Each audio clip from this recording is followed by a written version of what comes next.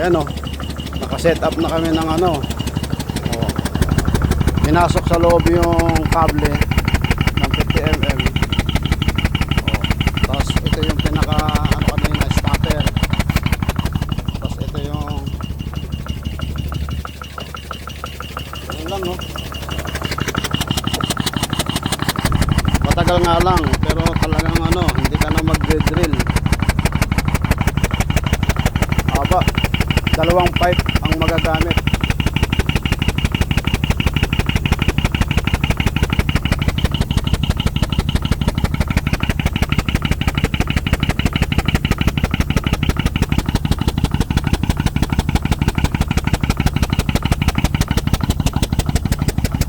Guys, oh.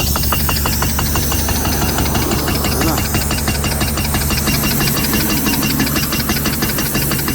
Ano, lumubog na.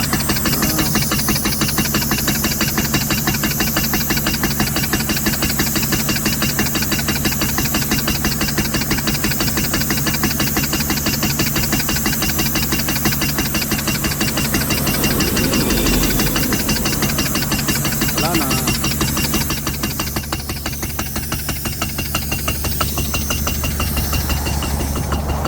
Tawid yan, tatawid. Ring, no?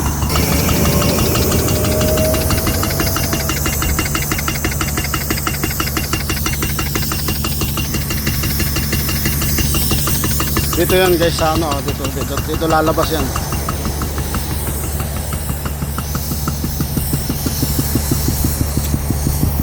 Ayan o, nararamdaman dito o. Dito lalabas yan. Diretso yan. Pag lumabas yan, malapit na, hukayin namin to.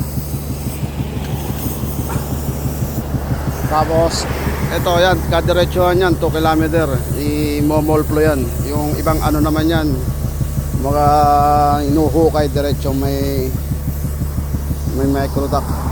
Tapos tabi pa ng sapa oh. Ang ganda pa ng sapa. Ayan oh. Mamaya pa yan, 1 oras, 2 oras. Ito yung marker. Galing no. Ayan na guys oh. Dalawang pipe ang naubos. So ayan, nakaholing na. Ayan oh.